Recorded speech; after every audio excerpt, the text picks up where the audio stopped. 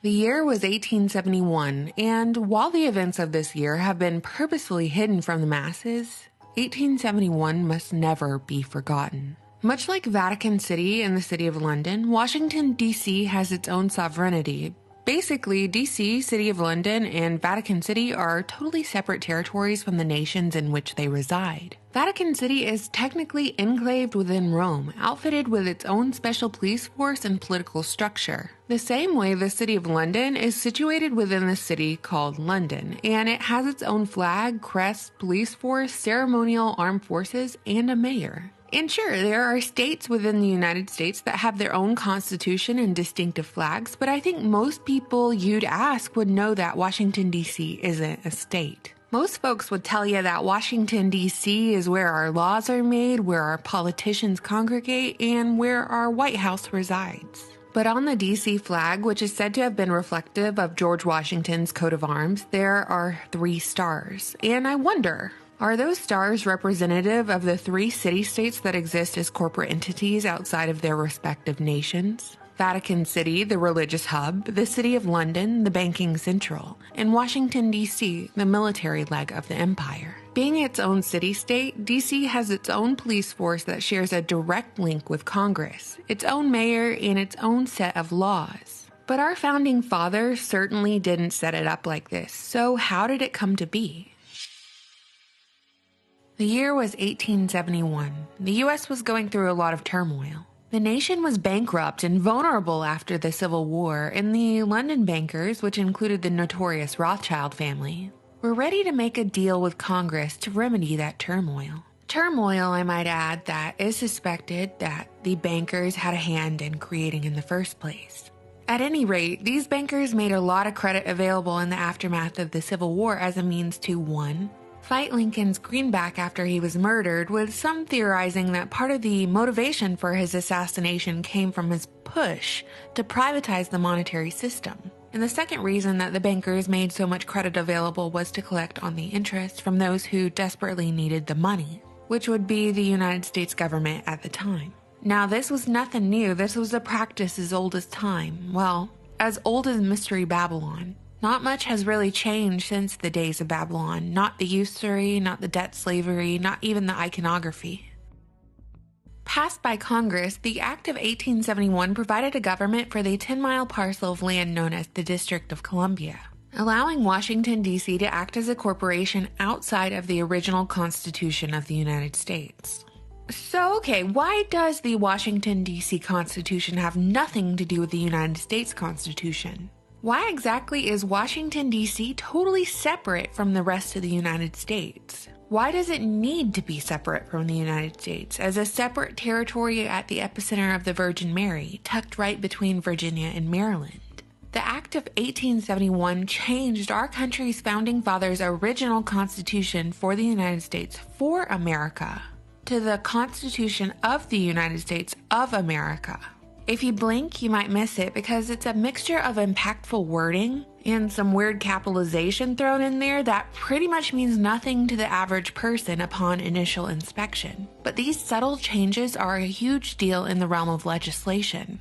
Compounded with these minor changes was clever marketing of the act as a way to unify the territorial government for the entire District of Columbia. The aforementioned are contributing factors as to how such a major act flew under the radar, ultimately overturning the United States constitutional republic. Since 1871, the federal government has usurped nearly all of the power that was formerly held in the hands of the people. But how on earth was Congress able to pass a separate constitution and incorporate the United States? A bunch of attorneys have contacted me about the subject, explaining it to me. Thank you for everyone who's done that.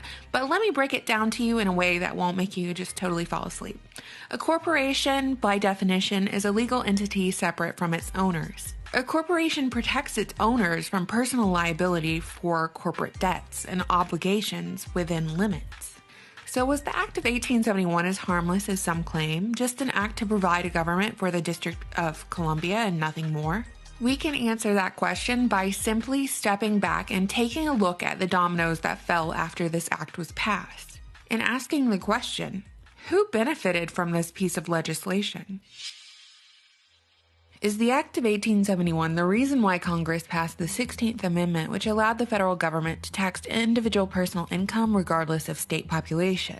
Is the Act of 1871 the reason why the Federal Reserve Act of 1913 was passed, handing over America's gold and silver reserves and ultimately the total control of America's economy to the Federal Reserve Bank? Think about it. A private corporation established their private bank, acting as the central bank of the United States, but it isn't even a government institution, but a privately owned banking system. Is it a coincidence that Social Security numbers started being assigned in 1935, Social Security numbers being the 9-digit numbers given to every U.S. citizen, and used for income tracking and taxation purposes? Ultimately, individual income taxes have been the primary source of revenue for the U.S. federal government since the 1950s. These moves make a lot of sense when examined through the lens of the United States as a corporation and its citizens as employees, a corporate government asset before they even go through puberty. But still, throughout all this time, there was a promise that the American dollar was actually worth something. Something tangible, not just the confidence to exchange it for goods and services. A dollar was worth 1/35 an ounce of gold. But then President Richard Nixon came along and screwed that up for us, severing the final link between the dollar and gold in 1971. In other words, he took the dollar off the gold standard once and for all. Steadily, the purchasing power of the dollar has declined while federal and consumer debt has increased. Currently, we're witnessing the culmination of all of these decisions, and it ain't pretty. We're one bad flu season removed from Weimar Republic wheelbarrow money. So who would you say benefited from the Act of 1871? The average U.S. citizen or the bankers who incorporated the United States, who have been buying politicians ever since?